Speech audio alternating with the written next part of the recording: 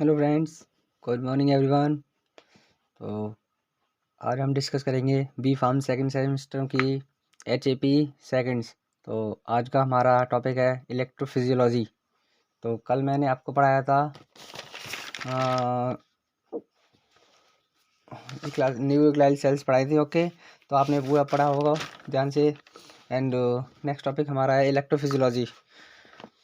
So, an electrophysiology study is test performed to assess your heart electrical system or activity and is used to diagnose abnormal heart beats or arrhythmia।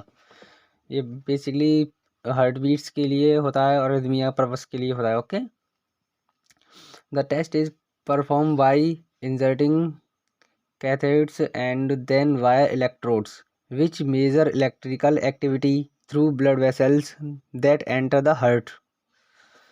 Every cells contain करती हैं क्या plasma membranes and their ions होती हैं। इनमें कौन कौन से होते हैं? सोडियम आयंस होते हैं, पोटेशियम आयंस होते हैं। Okay, present at inside and outside, अंदर और बाहर दोनों साइड होते हैं। ओके, द प्लाज्मा मेम्ब्रेन्स उसको बोलते हैं neuronal membranes.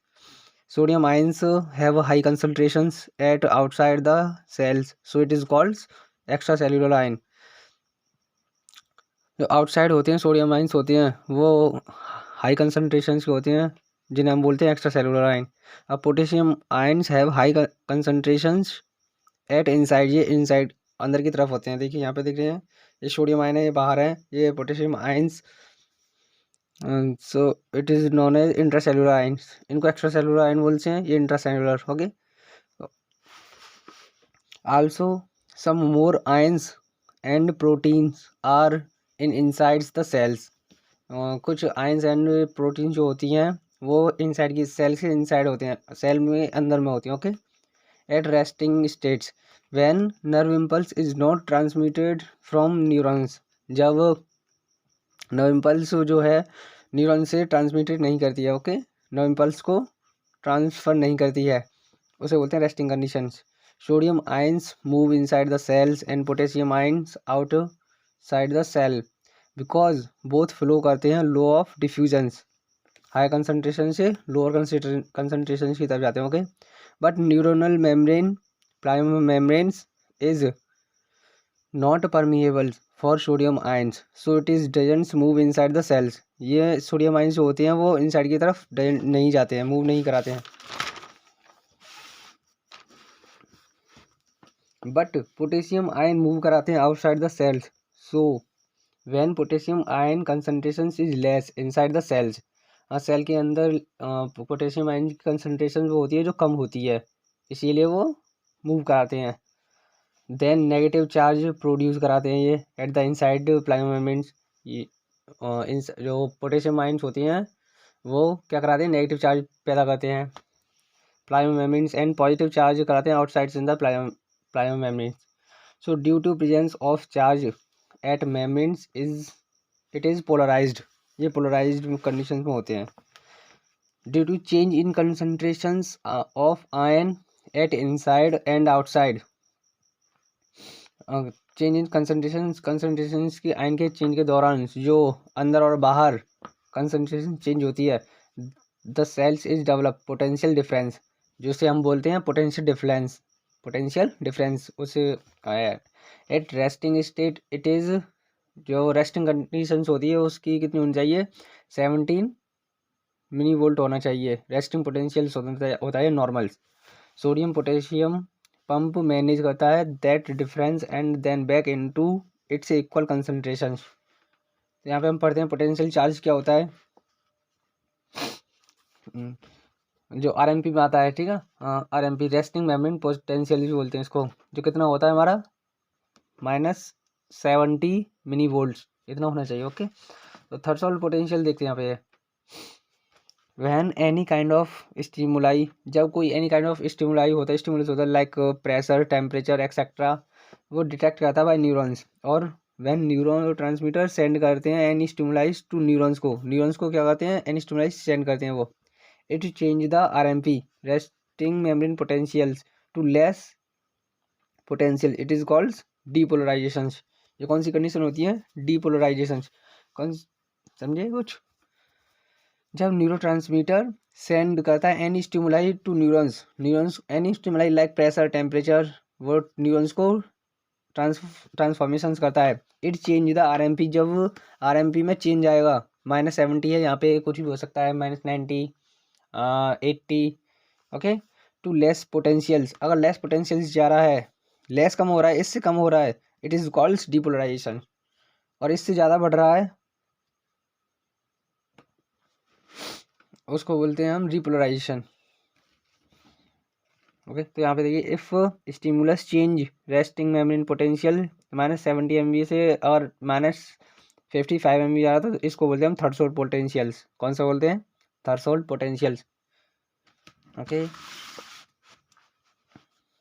Like if stimulus achieve कराता है threshold potentials, then it generate कराता है ये action potentials, and further generate nerve impulse, तो हमारी आगे नर्व इम्पल्स जनरेट हो जाती हैं।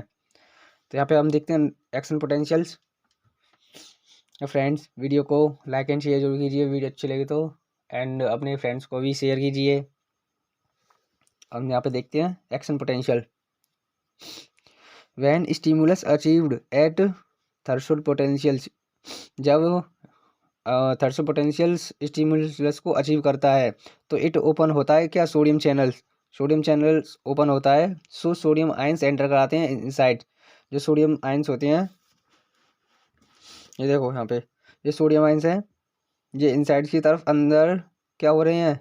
एंटरिंग हो रही है सेल्स, और then due to the more sodium ion at inside the cells, more sodium ion हो जाते हैं। They are change of charge at plasma membranes take place, and negative charge take place, and positive charge produce at inside plasma membranes, and negative charge outside the cells, it is called depolarisation. इसको हम क्या बोलते हैं? Depolarisation. इसमें basically क्या होता है, जब वो पॉजिटिव चार्ज पैदा कराते हैं inside the plasma membranes, positive charge होते हैं, और जो सेल्स के बाहर होते हैं वो हमारे नेगेटिव चार्ज में होते हैं, उसको हम बोलते हैं depolarisation.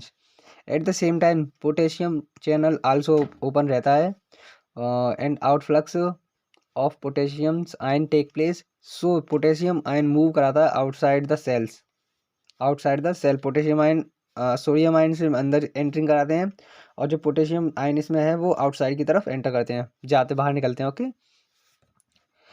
Outside the cells, and again charge change, and negative charge of insides and positive charge of outside, इसका अपोजिट होता है, it is called repolarisation. Okay, इसमें क्या होता है, देखिए, जो नेगेटिव चार्ज हैं वो अंदर की तरफ होते हैं, एंड पॉजिटिव चार्ज बाहर की तरफ होते हैं, और डिपोलराइजेशन में पॉजिटिव चार्ज होते हैं वो अंदर होते हैं, और नेगेटिव चार्ज बाहर होते हैं। ओके, तो ये यहाँ पे कुछ थियरी सी है, ये इसे आप समझोगे अच्छी तरह से। देखिए, लाइक यहाँ पे क्या होता है, थ्रेशोल्ड पोटेंशियल्स होता है, वो सोडियम चैनल ऊपर कराता है, सोडियम चैनल ओपन होगा, यही स्टडी है, यही थियरी है, मैं उसके बारे में बता रहा हूँ। ओके, तो ये थोड़ी सिंपल है, इसे समझोगे आप। और इन्फ्लक्स ऑफ सोडियम आयंस, जो है इन्फ्लक्स मतलब इनमें एंटर कराएंगे सोडियम आयंस, तो उस हम कंडीशंस को क्या बोलते हैं? डिपोलराइजेशंस। उसमें क्या होते हैं, पॉजिटिव चार्ज अंदर की तरफ होते हैं, एंड नेगेटिव चार्ज बाहर की तरफ होते हैं डिपोलराइजेशन में। एट द सेम टाइम्स क्या होता है, जब पोटेशियम चैनल ओपन होता है, outflux of the potassium ion, उसमें भी यही समझ होता है, ये बाहर की तरफ निकलते हैं पोटेशियम आयंस। ओके, और इसमें होता है नेगेटिव चार्ज जो होते हैं वो अंदर की तरफ होते हैं, और पॉजिटिव चार्ज बाहर की तरफ होते हैं, और उसको हम बोलते हैं repolarisation. The cycle of depolarisation and repolarisation is called action potentials. ये साइकिल को क्या बोलते हैं हम? Action potentials. These action potentials work 1000 times in 1 second. ये एक्शन पोटेंशियल्स वर्क करता है 1 सेकेंड में कितनी बार? 1000। ओके, सो फ्रेंड्स, इतना ही ठीक। वीडियो को लाइक एंड शेयर जरूर कीजिए, एंड सो थैंक यू।